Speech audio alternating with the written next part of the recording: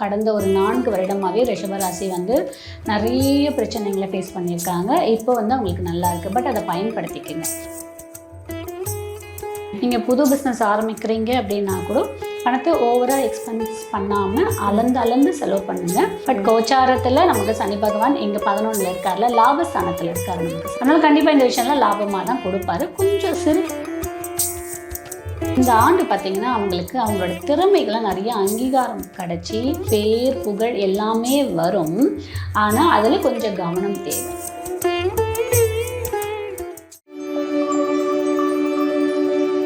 ரிஷபராசினியர்கள் இவங்களுக்கு இந்த 2026 தமிழ் புத்தாண்டு எப்படி இருக்க போகுது?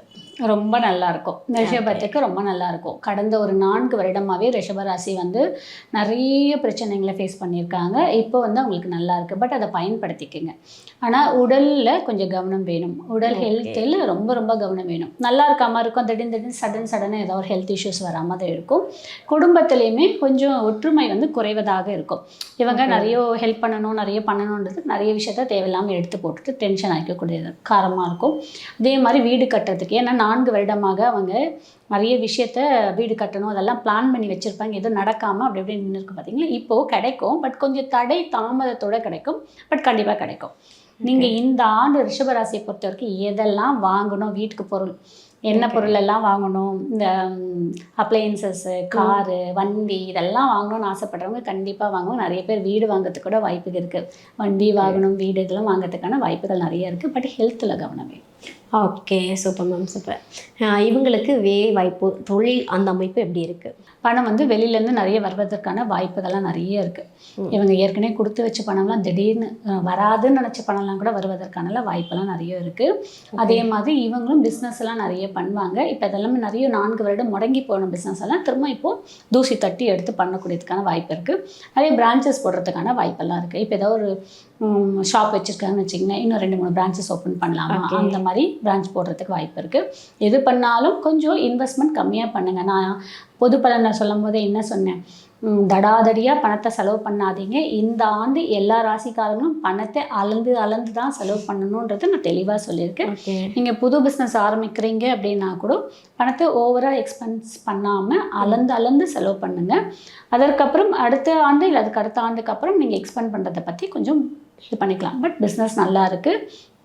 வேலை பார்க்குறவங்களுக்கெல்லாம் பார்த்தீங்கன்னா ப்ரொமோஷன்ஸ் கடந்த ஒரு 5 ஆண்டு ப்ரொமோஷன்ஸ் வரலன்ற ப்ரொமோஷன் வரும், இன்க்ரிமெண்ட் வரும்.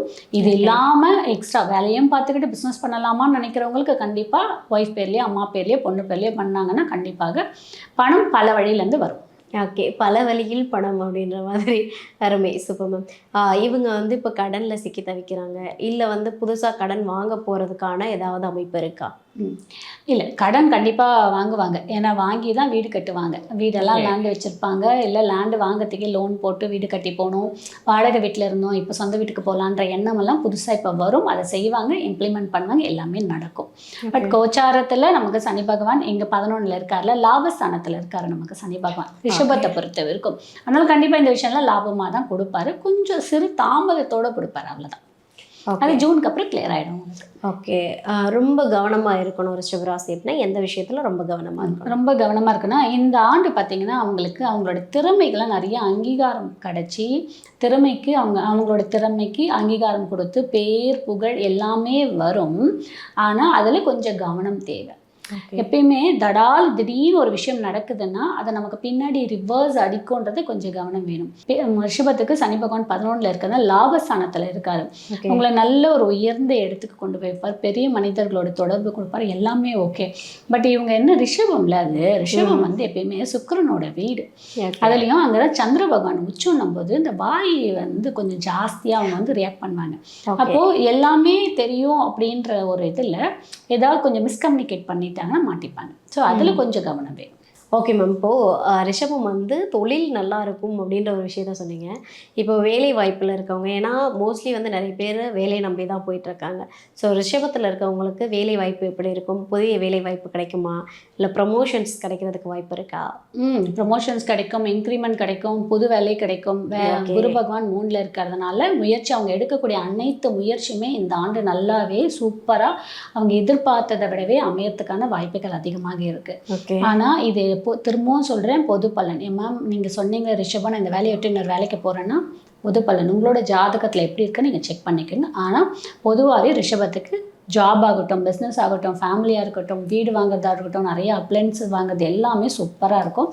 நினைத்தது அனைத்து காரியமே நல்லபடியாகவே முடியும். ஓகே, நினைத்த எல்லாமே வெற்றிதான்ற மாதிரி இருக்க ரிஷபராசிக்கு அருமை. இப்போ இன்கேஸ் ஏதோ பிரச்சனை வருது, அந்த பிரச்சனையிலேருந்து நான் என்னை தற்காத்துக்கணும் அப்படின்னா எந்த கடவுள் வழிபாடு சிறந்ததாக இருக்கும், இல்லை பரிகாரம் பண்ணால் சரியாயிருமா? ஆக்சுவலாக ரிஷபத்தை பொறுத்த வரைக்கும் பரிகாரம் வேண்டாம். அவங்க வந்து ரொம்ப கொஞ்சம் மௌனமாக வாய் வந்து மட்டும் கொஞ்சம் கண்ட்ரோல் பண்ணி இருந்தாலே அதுவே உங்களுக்கு ஒரு பெரிய பரிகாரம். இல்லை நாங்கள் இன்னும் கொஞ்சம் எங்களுக்கு இந்த சின்ன சின்ன தடை தாமதம் இருக்குது, அதை நான் கிளியர் பண்ணிக்கணும் அப்படின்னு நினைக்கிறவங்க வியாழக்கிழமை வருது பார்த்தீங்கன்னா, அப்போது விநாயகருக்கு போயிட்டு தேங்காய் எண்ணெயால் 2 தீபம் ஏற்றிட்டு அருகம்புல் மாலையை சாத்திட்டு உங்களோட வேண்டுதல் வச்சுட்டு வாங்க.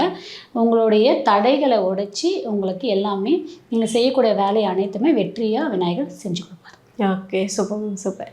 ஓவராலாக ரிஷபராசிக்கு நீங்கள் கொடுக்கக்கூடிய பர்சன்டேஜ் 80% ரிஷபத்துக்கு நல்லாவே இருக்குது. அமேசிங். அதாவது வந்து எல்லாமே வந்து அவங்க நினைக்கிற மாதிரியே நடக்க போகுது இந்த தமிழ் வருடத்தில். அருமைமா, சூப்பர்.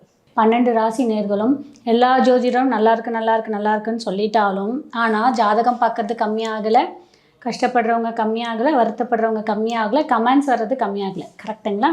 ஸோ அப்போ எல்லாருக்கும் கவலை பிரச்சனைன்றது இருக்குது. இது எல்லாமே பொது பலன்கள் தான். அவங்களுடைய சுய ஜாதகத்தை பேஸ் பண்ணியே நல்ல பலன்களையும் கொஞ்சம் சுமாரான பலன்களையும் நம்ம ஃபேஸ் பண்ணக்கூடிய தன்மையாக இருக்கும்.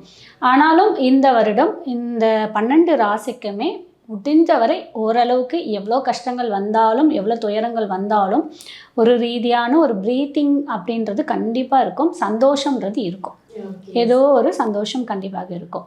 இந்த பராபர ஆண்டு வந்து நம்மளுடைய சித்தர் இடைக்காதர் சித்தர், சித்தர்கள் 18 சித்தமார்கள் இருக்காங்கல்ல, அதில் ஒருத்தர் இடைக்காதர் சித்தர். அவர் வந்து இந்த பராபர ஆண்டை பற்றி நிறைய விஷயங்கள் சொல்லியிருக்கார். ஓகே, நான் உங்கள் எல்லாருக்குமே தெரியும், நான் சித்தர் புக்ஸ் நிறைய படிச்சுட்ருக்கேன், சித்தருடைய நிறைய வழிபாட்டு பண்ணிகிட்ருக்கேன், அவங்களோடது பின்பற்றிட்டும் இருக்கேன் அப்படின்ட்டு. அதில் இந்த சித்தர் என்ன சொல்லியிருக்காரு அப்படின்னு பார்த்தீங்கன்னா, இந்த ஆண்டு மழை தாமதமாக வரும், ஆனால் மழை வரும். நமக்கு என்ன மழை பொழிவு கொடுக்கணுமோ அது கொடுத்துரும், பட் ஆனால் தாமதமாக கிடைக்கும். அந்த பருவ டைம் இருக்குது பார்த்தீங்களா, அதோட கொஞ்சம் டிலே ஆகி வர்றதுக்கான வாய்ப்புகள் இருக்குது. அதே மாதிரி இந்த ஆண்டு இந்த கோமாதாலாம் இருக்குது பார்த்தீங்கன்னா, பசுக்கள் எல்லாருமே வந்து நல்ல பசு பால் கொடுக்கும். ஓகே, ஏன்னா சில இதெல்லாம் ஆண்டெல்லாம் பார்த்தீங்கன்னா அந்த பசு வந்து பால் கொடுக்கறது கம்மியாக இருக்கும். இந்த ஆண்டு நல்லாவே இருக்கும். அதே மாதிரி இந்த ஆண்டு பொருளாதாரத்தில் கண்டிப்பாக ஏற்றம்ன்றது இருந்தே தீரும். சூப்பர். எல்லாருக்குமே. அதே மாதிரி விலைவாசியும் உயரும்.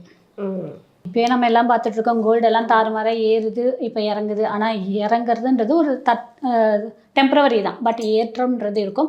அது வந்து கோல்டு சில்வர் மட்டும் கிடையாது, பருப்புலேருந்து எண்ணெயிலேருந்து டீசல்லேருந்து எல்லாமே ஏற தான் செய்யும்.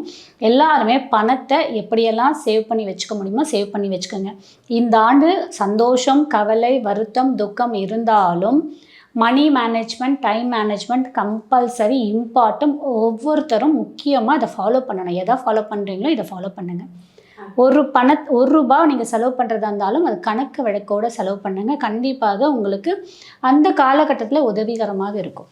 சூப்பர். அதாவது வந்து பொதுவாக டைம் மேனேஜ்மெண்ட், மணி மேனேஜ்மெண்ட் ரொம்ப இம்பார்ட்டன்ட் அப்படின்ற ஒரு முக்கியமான ஒரு விஷயத்த சொல்லியிருக்கீங்க.